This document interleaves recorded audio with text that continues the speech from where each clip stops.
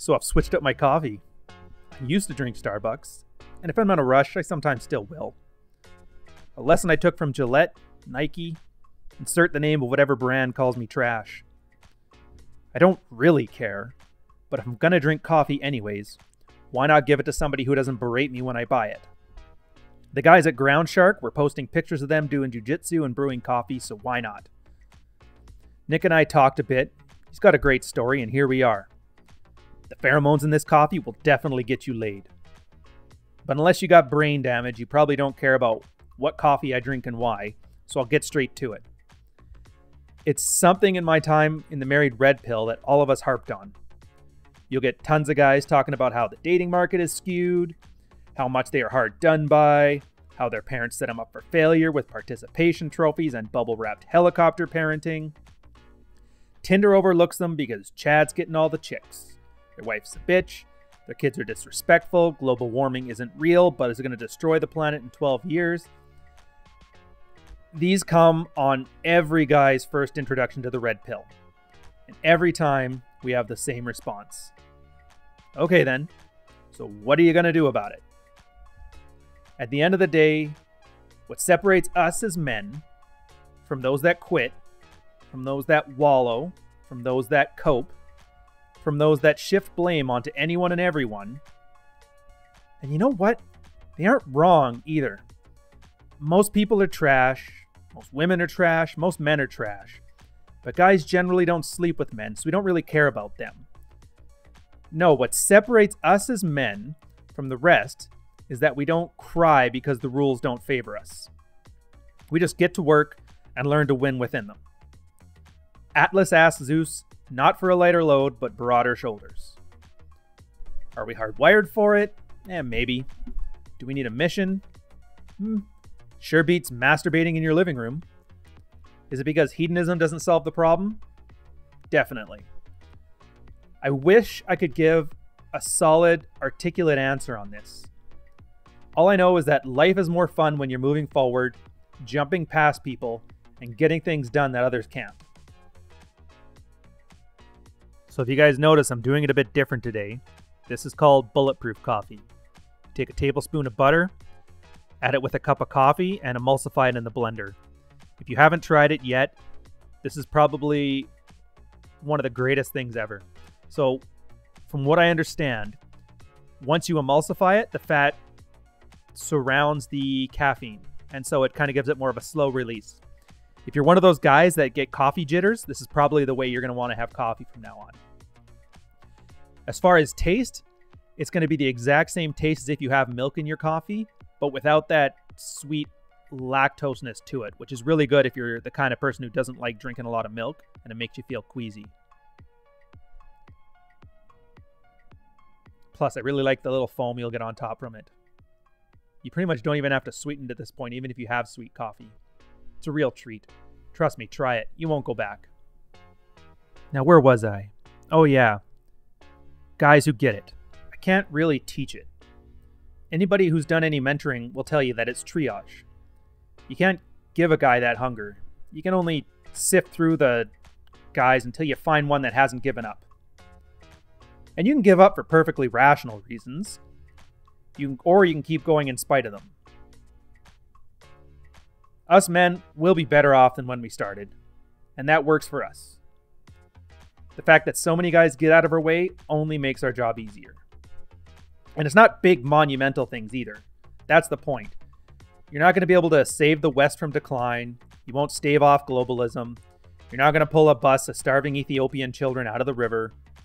You will get laid though, and you'll get pretty good at seeing who is good for you, who is good to be with, and who isn't.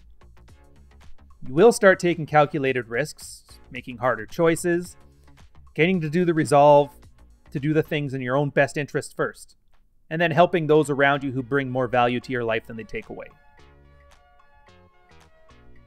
One point of this video, I try my best not to give money to people who punish me for it. The other point is to focus on the proper level of resolution to red pill your life. If we aim too low, we're just useless hedonists. Female desire is a lagging indicator. It's not the end goal. Guys, try it, do well at it, then give up and go back to the same illusions they started with. Think of the pickup artists who talk about women as if they are either the Madonna or the whore. Watching guys like Mystery and their train wreck lives kind of break my heart. If we aim too high, we get to be our own unattainable gods with a martyred narcissism. The kind of guy who wants to save the West from decline. Never mind that it got where it is for natural, rational reasons. Never mind that nobody else seems to want it. He just knows better than everybody else, you know? And he's the guy who could get success, but fears failure on the achievable. And he usually ends up with some weird genetic IQ superiority mindset, joins the slacktivism in politics crowd, or finds some culture of the other that is the one true way, and we got to strive to be more like it. I always laugh at the irony of this, by the way. The chick this guy usually ends up with usually believes in New Age mysticism, and it sounds completely silly to him, but no. This is different. Of course, one man isn't important. Change is nothing, but hey, that's everybody else's fault, not mine, right? Instead, you want to aim for the attainable. I cannot change the ever-increasing march towards worldwide globalism. I can't change the modern sexual marketplace. The thoughtpocalypse is upon us, fellas. I can't make society jump into a time machine and deliver me a white picket fence with a wife. Norman Rockwell was a painter, not a futurist. What I can do, what all red-pilled men can do, is look at the current landscape and navigate it successfully. I mean, there's no big battles to win, only the little daily activities that you take to make you more successful by today's hidden rule set. Men aren't respected for their loyalty to women or their company. You're disposable to both. Women always prefer women over men. Men slightly prefer women over men. So no one cares about your grievances. Okay, so what are you going to do about it? Well, in this case, I work out, I eat right, because modern society literally drains the testosterone from my body. And when your body is right, you start to become aloof, calm, attractive. And that halo effect carries over to the other skills that previously nobody cared about. I learned game, because women don't really need men anymore, so you build on their wants. You learn to tug at a girl's emotions, become charismatic. Life is all about what's nice to have.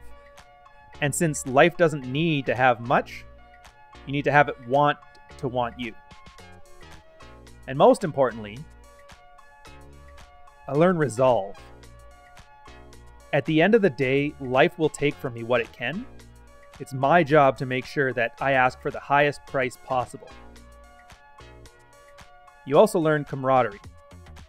Men are all in the same boat. And if you put enough of us together for a similar purpose, you have yourself an army. You build a tribe that you may not run, but you're loyal to.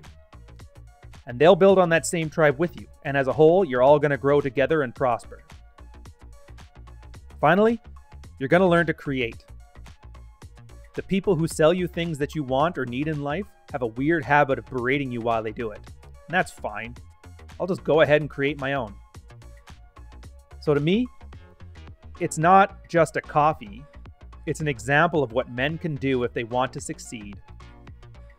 If they want to succeed instead of wallowing in that game that's rigged against them. Or in gamer terms, you want to min-max your life. And you're going to do it one batch of coffee at a time. So I want to thank you guys for listening this far. Going to give a shout out to all of my Patreon subscribers. Your guys' support makes this all possible. As always, you can check out all my other stuff on ryanstone.com. And as always, you'll hear us on Saturday on the Red Man group. That's 10 o'clock on Saturday Eastern Standard Time.